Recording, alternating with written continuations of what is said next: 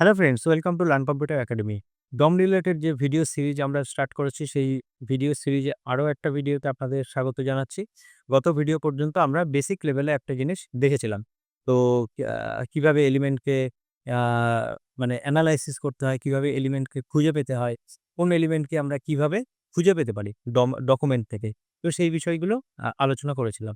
তো আজকে আমি ছোট্ট একটা বিষয় নিয়ে আগে আলোচনা করব। তারপরে আমি আমাদের যে অ্যাকচুয়াল যে ভিডিও সেটা স্টার্ট করব। সেটাই হলো, লাস্ট ভিডিওতে আমাদের একজন আ ভিউয়ার কোয়েশ্চেন করেছিলেন যে, আমরা এই যে React.js শিখব ইন ফিউচার। তো সেই এখন যে বিষয়টা শিখছি যে DOM, সেটা কি React.js এর জিনিস নাকি JavaScript এর জিনিস? মানে এখন যে DOM জিনিসটা শিখছি সেটা কি আমি ভ্যানিলা JavaScript এ কাজ করব নাকি আমাদের React এও কাজে লাগবে? নাকি এই পুরো জিনিসটা React এই? ভ্যানিলা JavaScript এ কি আদৌ হবে কাজ? তো সেই বিষয়টা। তো বেসিক্যালি এটা একটা কনফিউশন। তো বিগিনারদের ক্ষেত্রে এই কনফিউশনটা থাকেই। এটা হলো খুব স্বাভাবিক একটা ব্যাপার। তো আমি তাকে সবার ১ম এ যেটা জানাতে চাইছি যে, আপনার যে প্রশ্নটা আছে সেই প্রশ্নটা মধ্যেই আপনার উত্তরটা আছে। মানে যেমন আপনি বলছেন কিন্তু React.js। তো আমরা যে React.js শিখব ভবিষ্যতে, তো সেটার মধ্যেই কিন্তু লুকিয়ে রয়েছে যে এটা কিন্তু একটা JavaScript এর লাইব্রেরি। ঠিক আছে? তো React.js JavaScript দিয়েই তৈরি। ঠিক যেমন আমরা jQuery ইউজ করি না? তো jQuery কি একটা লাইব্রেরি? React.js টাও কিন্তু লাইব্রেরি। অনেকের মনে হয় যে React.js বোধহয় কোনো ফ্রেমওয়ার্ক। ফ্রেমওয়ার্ক নয় কিন্তু এটা। এটা একটা লাইব্রেরি। তো jQuery আমরা কিভাবে ইউজ করতে পারি? একটা CDN এর মাধ্যমে, অথবা CDN এর থেকে আমরা যদি কোনো একটা ফাইল ডাউনলোড করি, সেই ফাইলটা আমাদের লোকালে রেখে আমরা কিন্তু ইউজ করতে পারি। তো মেইনলি আমরা কিন্তু CDN ইউজ করি। তো এখানে যেমন দেখুন, আমি কিন্তু একটা CDN অলরেডি এখানে অ্যাটাচ করে রেখেছি। ঠিক আছে? একটা কিন্তু jQuery CDN আমার দেওয়া রয়েছে যে 3.7 jQuery.min.js। আমরা এইভাবে কাজ করেছি। এগুলো আমাদের জানা। তো এটা যেভাবে কাজ করে, তো React.js ও সেইভাবেই কাজ করবে। আমরা CDN লিখেও ইউজ করতে পারি। এখন বিষয়টা হলো যে jQuery যখন যেভাবে কাজ করছে, তো React.js ও কি সেই একই রকমভাবে কাজ করবে? না, বিষয়টা এরকম না। jQuery বানানো হয়েছিল কোনো পার্টিকুলার একটা পারপাস কে সার্ভ করতে। তো jQuery সেটা করতে পারে। তো React.js ও নিশ্চয়ই একটা কোনো কারণ ছিল যার জন্য আবিষ্কার করা হয়েছে। jQuery দিয়ে যদি সেই কাজটা হয়েই যেত, তাহলে React.js এর কি প্রয়োজন হতো? তো jQuery নির্দিষ্ট একটা কাজ করে, আর React.js তার নির্দিষ্ট একটা কাজ আছে। তো এটা কখন আবিষ্কার হয়েছে? যখন মানুষের মনে হয়েছে, যখন ডেভেলপারদের মনে হয়েছে যে আমরা জাভাস্ক্রিপ্ট দিয়ে যে কাজগুলো করছি সেগুলো অনেক বেশি কমপ্লিকেটেড হয়ে যাচ্ছে। সেটাকে অপটিমাইজ করা অনেক ডিফিকাল্ট হয়ে যাচ্ছে, ম্যানেজ করা অনেক ডিফিকাল্ট হচ্ছে। তো তখন একটা লাইব্রেরি তৈরি হয়েছে। তো যখন কোড লেখা হচ্ছে শয়ে লাইন, হাজার লাইন, তখন কি হয়? তার মধ্যে কিন্তু বাগ রয়ে যায়। তারপরে ব্রাউজার কম্প্যাটিবিলিটির একটা ইস্যু থাকে যে একটা ব্রাউজারে কাজ করে তো আরেকটা ব্রাউজারে কাজ করে না। তো এই সমস্ত ইস্যুগুলো কিন্তু তারা অলরেডি রিসার্চ করে, তারা বুদ্ধি খাটিয়ে যে লাইব্রেরিটা বানিয়েছে সেটা সবার উদ্দেশ্যে, সাধারণ মানুষের উদ্দেশ্যে, যাতে সাধারণ ডেভেলপারদের এই পেরেকটা নিতে না হয়।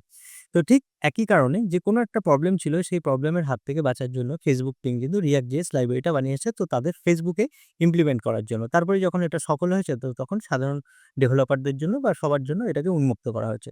এখন এই জিনিসটা আমাদের মাথায় রাখতে হবে, যখন এটা একটা লাইব্রেরি, তার মানে এটা হলো একটা গেম। ওকে? এটা খুব সিম্পল ভাবে মনে রাখবেন, একটা গেম। যখন এই গেমটা কেউ বানিয়েছে, তাহলে নিশ্চয়ই সে একটা কোনো নিয়ম বানিয়েছে সেই গেমের। তো তার অনেক রুলস থাকবে।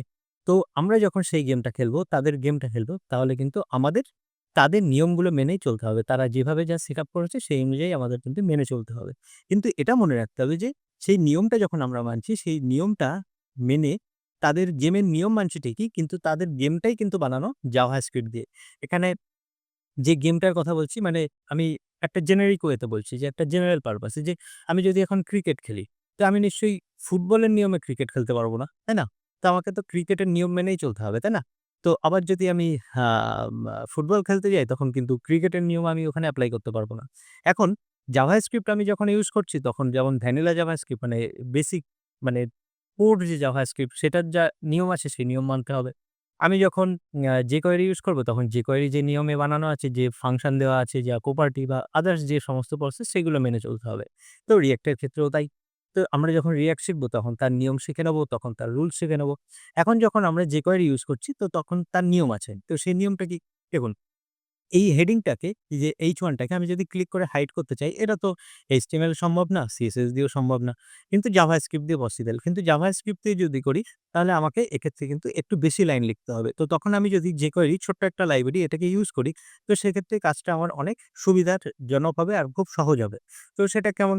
এটা আমাদের মোরাললেস সবার জানাই আছে। তো এটা হলো আমার সেই হেডিংটা।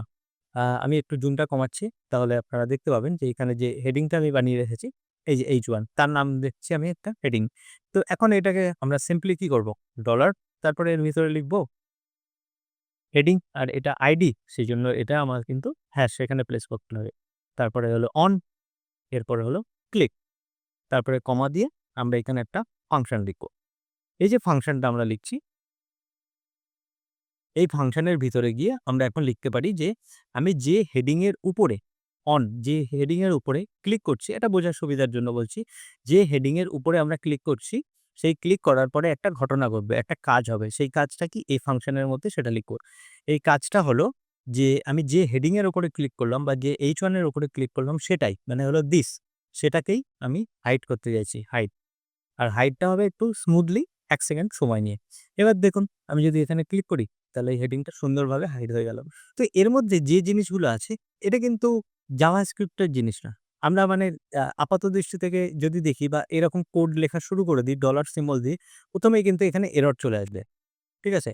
আমি যদি এরকম ডলার দিয়ে কিছু একটা লেখা শুরু করে দিই না, এখন তো ডলার দিয়ে আমি এখানে কোনো কিছু এখানে বানাতে পারব না। কেন বানাতে পারব না? কারণ ডলার সিম্বল দিয়ে জাভাস্ক্রিপ্টে কিছু নেই। এবার তার প্রমাণ কি? আমি এটাকে এখন কমেন্ট আউট করে এখন দেখুন কোনো কিন্তু এরর আসেনি এক্ষেত্রে। কিন্তু আমি এক্ষেত্রে এই যে লাইনটাকে আমি ডিলিট করে দেবো, যে কোয়েরি লাইনটা, সঙ্গে, সঙ্গে কিন্তু এরর চলে আসবে। বলবে যে ডলার কি জিনিস? ডলার তো জানি না। ডলার বলে তো আমার কাছে কোনো ইনফরমেশন নেই। তো রেফারেন্স এরর বলছে ডলার কি? ডলার কেন লিখেছো এখানে? ডলার আমি চিনি না। তো জাভাস্ক্রিপ্ট বলছে যে এটা আমার জিনিস নয়। কিন্তু যে কোয়েরি তো জাভাস্ক্রিপ্ট দিয়েই বানানো। তাই না? তো কারণটা হলো যখন এই ডলার সিম্বলটা ইউজ হয়েছে তখন জাভাস্ক্রিপ্টের মধ্যে এই লাইব্রেরিটার মধ্যে যে কই লাইব্রেরির মধ্যে ডলারটাকে এমনভাবে ওখানে প্রসেস করা হয়েছে বা এমনভাবে এখানে মেনশন করা হয়েছে যে এই ডলার সিম্বলটা লিখলে তখনই কাজ করবে বা তখনই এই ব্রাউজার রিকগনাইজ করবে যখন আমার কাছে এই প্রপার যে সিডিএনটা আমি এইমাত্র ডিলিট করে দিলাম সেই সিডিএনটা থাকবে। তো ঠিক একই রকম কারণে আমরা যখন React.js ইউজ করব, এটা একটা লাইব্রেরি, এটাও সিডিএন দিয়ে আমরা ইউজ করতে পারবো। কিন্তু আমরা সিডিএন ইউজ করব না। আমরা প্রপার ওয়েতে পুরো স্ট্রাকচার বানিয়ে ওদের গেমের নিয়ম মেনে তারপরেই কাজটা করব। ওকে? আশা করি বোঝাতে পেরেছি আপনাকে। তো আ এখন DOM ম্যানিপুলেশন যে বিষয়টা, সেটা নিয়ে হয়তো কিছুটা ধারণা ক্লিয়ার হয়েছে যে এটা কিন্তু জাভাস্ক্রিপ্টেরই জিনিস। ওকে? সেটাকে আমরা হয়তো আ React এ ডাইরেক্ট ইউজ করব না, ইনডাইরেক্টলি ইউজ করব। কিন্তু বিহাইন্ড দ্য সিন জাভাস্ক্রিপ্টই হবে। আপনি জাভাস্ক্রিপ্ট jQuery দিয়ে কাজ করুন, তার মানে জাভাস্ক্রিপ্টই করছেন। আপনি React এ কাজ করুন, জাভাস্ক্রিপ্টই করছেন। আপনি Node এ কাজ করুন, আপনি জাভাস্ক্রিপ্টই করছেন। আলাদা কোনো ল্যাঙ্গুয়েজ করছেন না। ওকে? আশা করি বুঝাতে পেরেছি। তো এবার আমাদের ক্লাস অলরেডি ৮ মিনিট হয়ে গেছে। তো আমরা গত ভিডিওতে বলেছিলাম যে এই হেডিংটাকে আমরা সিলেক্ট করব। সিলেক্ট করে এর ভিতরে যে নোড আছে এই নোডটাকে মানে টেক্সট নোডটাকে আমরা বের করে নেব। তো তার জন্য আমি একটা কিন্তু ওয়েবসাইট দেখিয়েছিলাম যে আমাদের এখানে একটা সুন্দর একটা অ্যাপ বানানো আছে। তো খেয়াল করে দেখুন আমি এখান থেকে সমস্ত কিছু সরিয়ে দিচ্ছি যাতে আপনার বুঝতে সুবিধা হয়। তো দেখুন এখানে একটা হেডার বানানো আছে। আচ্ছা, বডিতে এই H1 টাই আছে। তো এই যে বডির মধ্যে যে H1 আছে, এই যে হ্যালো ওয়ার্ল্ড দেখতে পাচ্ছেন বা হ্যালো ডম, এটাকে বলা হচ্ছে কিন্তু টেক্সট নোড। তো আমাদের এই H1 যেটা আছে সেই H1 টাকে ধরতে হবে যেকোনো উপায়ে। ধরে এই যে টেক্সট যেটা আছে না এটাকে বদলে ফেলতে হবে। বাট টেক্সটটা অ্যাকচুয়ালি কি আছে আমরা জানি না, সেটাকে খুঁজে বের করব। তো সেটা কিভাবে করতে পারি? তো চলুন স্টার্ট করি। তো আমাদের এই যে ওয়েবসাইট যেটা আমি দেখালাম এই অ্যাপটা আমাদের পার্সোনাল অ্যাপ। এখানে ডম ট্রি রিলেটেড গত দুটো ভিডিওতে বলেছি। আর এই লিঙ্কটা দেওয়া থাকবে ডেসক্রিপশনে। আপনারা এখান থেকে এসে এটা নিয়ে এক্সপেরিমেন্ট করে দেখতে পারেন। ওকে? আমার মনে হয় না যে আ আর কেউ দেখিয়েছে এই বিষয়টা এর আগে যে ডম ট্রি কিভাবে এনালাইসিস করতে হয়। আচ্ছা, তো চলুন আমরা স্টার্ট করি। এখন আমাদের কাছে একটা হেডিং আছে। তো এই হেডিংটা কি আছে? আইডি। তো আজকে আমরা একটা টপিকই শিখব যে হেডিংটাকে আমরা কিভাবে সবথেকে ফাস্টেস্ট ওয়েতে কিভাবে ধরতে পারি। তো সবার ১ম এ আমরা একটা এখানে ভেরিয়েবল নিয়ে নিচ্ছি যে আমার একটা হেডিং দরকার। তো আমি হেডিং নামে নিয়ে নিচ্ছি, কোনো অসুবিধা নেই। এরপরে আমি লিখব document dot get element by ID. এর ভিতরে কোটেশন দিয়ে সিঙ্গেল অর ডাবল কোটেশন যেটাই পছন্দ আপনি দেবেন। দিয়ে এই হেডিং কথাটাকে লিখবেন। ব্যাস এতটুকু এই হেডিংটা। তো এখন ভালো করে দেখুন যে এখানে কি লেখা রয়েছে ডকুমেন্ট, তারপরে একটা ডট আছে, তারপরে গেট এলিমেন্ট বাই আইডি। এখানে ৪ টে ওয়ার্ড আছে। একটা হলো গেট, পরেরটা এলিমেন্ট, তারপর একটা বাই, তারপর আইডি। প্রত্যেকটা কিন্তু ১ম অক্ষরটা বড় হাতের। তো এটাকে বলা হচ্ছে আপনার ক্যামেল কেস। এটাকে বলা হচ্ছে ক্যামেল কেস। জাভাস্ক্রিপ্টে কিন্তু এখানে হাইফেন বা আন্ডারস্কোর এসব দেবে না। তো এই যে জিনিসটা আছে এটাকে ক্যামেল কেসে লেখা রয়েছে গেট এলিমেন্ট বাই আইডি। আমরা বলছি যে পুরো ডকুমেন্টে যাও, ডকুমেন্টে গিয়ে খোঁজো। যার নাম হেডিং আছে, যার আইডি হেডিং আছে তাকে খুঁজে নিয়ে আসো।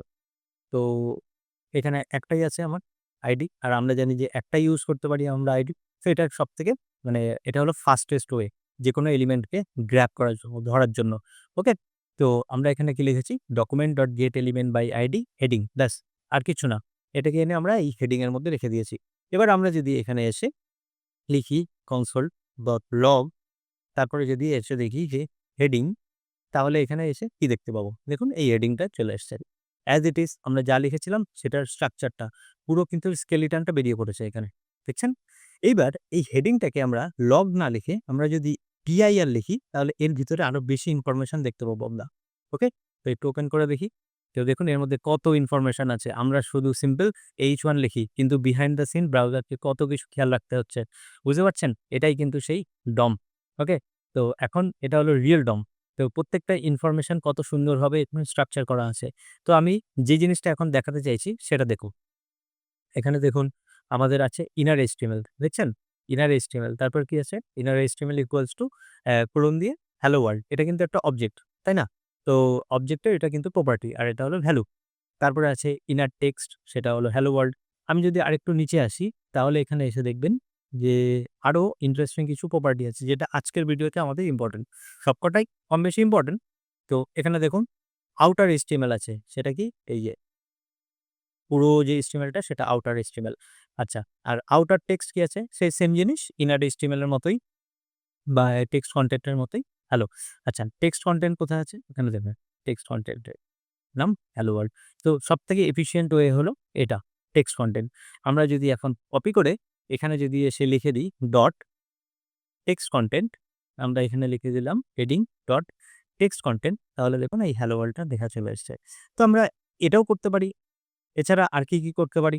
দেখুন টেক্সট কনটেন্ট ছাড়া আমরা লিখতে পারি ইনার HTML। HTML এর HTML টা কিন্তু পুরো বড় হাতের। দেখুন একই রেজাল্ট এসছে। আমি যদি এখানে এটাকে লিখি টেক্সট ইনার টেক্সট, তাহলে খেয়াল করে দেখুন একই রেজাল্ট আসছে। তার মানে আমরা কোনো এলিমেন্টটাকে টার্গেট করে তার ভিতরের যে কনটেন্টটা আছে অর্থাৎ যে টেক্সট নোটটা আছে সেই টেক্সট নোটটাকে বের করে নিতে পারি। এখন প্রশ্ন হলো যে এই ৩ খানা জিনিস, ৩ টে জিনিসে যদি একই কাজ করে তাহলে ৩ টে জিনিস কেন আছে? তো দেখুন কিছু জিনিস আস্তে আপনি যখন কোড করবেন তখন আস্তে রিয়ালাইজ করবেন এই বিষয়টা যে ৩ টে জিনিস কেন আছে? ৩ টে জিনিস যদি একই রকম রেজাল্ট দেয় তাহলে ৩ টে আলাদা এই জিনিসের কেন প্রয়োজন আছে? এর প্রয়োজন আছে, এর কিছু এফিশিয়েন্সির ব্যাপার আছে। তো সবসময় মনে রাখবেন যে টেক্সট কনটেন্ট যেটা সেটা হলো বেটার। মানে অনেক বেশি এফিশিয়েন্ট, অনেক তাড়াতাড়ি কাজ করতে পারে। ঠিক আছে? অনেক ফাস্ট বের। তো টেক্সট কনটেন্ট যদি আপনার টেক্সটটাকে বের করে আনতে হয় তাহলে হ্যালো ওয়ার্ল্ডটাকে এভাবে বের করে নিয়ে আসতে পারবে টেক্সট কনটেন্ট। ওকে? বোঝা গেল? তো আমরা এই যে কাজটা করলাম, এই কাজটাকে বলা হয় আপনার গেট। তো এই কাজটাকে বলা হয় যে গেট করা। মানে আমি ভিতরের কনটেন্টটাকে গেট করলাম। মানে আমি বের করে নিয়ে আসলাম। আমি পেতে চাইলাম। তাই না? এটাকে বলা হচ্ছে যে গেট করা। এই একই জিনিস আমরা ইউজ করতে পারি যদি আমরা সেট করতে চাই। ঠিক আছে? তো আমরা সেট করার জন্য কি করব? তো একই জিনিস লিখব heading dot suppose inner HTML লিখছি। ইনার HTML ইকুয়ালস টু এখন কি আছে? হ্যালো ওয়ার্ল্ড আছে তো? এবার আমি কিছু লিখিনি বলে ব্ল্যাংক হয়ে গেছে। তো আমি যদি কিছু প্লেস না করি এটা মনে করবে যে আমাকে ব্ল্যাংক করতে বলছে, আমাকে ফাঁকা রাখতে বলছে। আমি যদি একটু এলিমেন্টে গিয়ে দেখাই তাহলে দেখুন এখানে কিন্তু ব্ল্যাংক হয়ে গেছে। এবার আমি যদি এর মধ্যে গিয়ে লিখে দিই যে হ্যালো রিয়া রিঅ্যাক্ট, তাহলে দেখুন আমরা কিন্তু খুব সহজেই কনটেন্ট চেঞ্জ করতে পারলাম। তো এটা কি করা হচ্ছে? এটাকে বলা হচ্ছে যে সেট করা। আমরা কনটেন্ট সেট করলাম। তো ইনার HTML এ কি লিখতে হবে? এছাড়া অন্য কিছু লিখতে পারব না। তো আমরা একটু ট্রাই করি যে ইনার টেক্সট, আচ্ছা লেখার সময়ও হিন্ট পাচ্ছি আমরা। তারপরে আছে টেক্সট কনটেন্ট হ্যালো রিয়া। তো একই জিনিস ইউজ হচ্ছে যখন আমরা শুধুমাত্র এই কথাটুকুকে লিখছি মানে heading dot text content, heading dot inner HTML, heading dot inner text, তখন সেটা হচ্ছে গেট করা মানে ডেটাটাকে বের করে আনতে চাইছি। বের করে অন্য কোনো কাজে আমরা লাগাতে পারি। আর যদি আমি এইটা ইকুয়ালস টু সামথিং লিখি তার মানে কি হলো? সেটা হলো সেট করা। মানে আমি পরিবর্তন করতে চাইছি। তো এটাকেই বলা হয় DOM ম্যানিপুলেশন। বোঝা গেছে? এটাকেই বলা হয় DOM ম্যানিপুলেশন, এলিমেন্ট ম্যানিপুলেশন। ওকে? আশা করি এই ভিডিওটা বোঝা গেছে। আমরা পরবর্তী ভিডিওতে আরো অ্যাডভান্স জিনিস শিখব। স্টেপ বাই স্টেপ এগোচ্ছি। এই বিষয়টা প্র্যাকটিস করবেন। খুব ইন্টারেস্টিং একটা জিনিস। React এর জন্য কিন্তু খুবই প্রয়োজনীয়। ওকে? এছাড়াও আপনি যদি ভ্যানিলা জাভাস্ক্রিপ্ট এ কাজ করেন তো প্রতিনিয়ত আপনাকে এরকমভাবে কাজ করে যেতে হবে। আর এই কাজটাই কিন্তু React অনেক সহজভাবে খুব সিম্পল অল্প কিছু কোডের মাধ্যমেই কাজটা করতে পারে। তো যখন আমরা React শিখব তখন দেখব যে React এর পাওয়ার কি। আর আমরা এখন সমস্ত কিছু ভ্যানিলা জাভাস্ক্রিপ্ট দিয়ে করব। সেক্ষেত্রে আমাদের কোড কিন্তু একটু বেশি লিখতে হবে।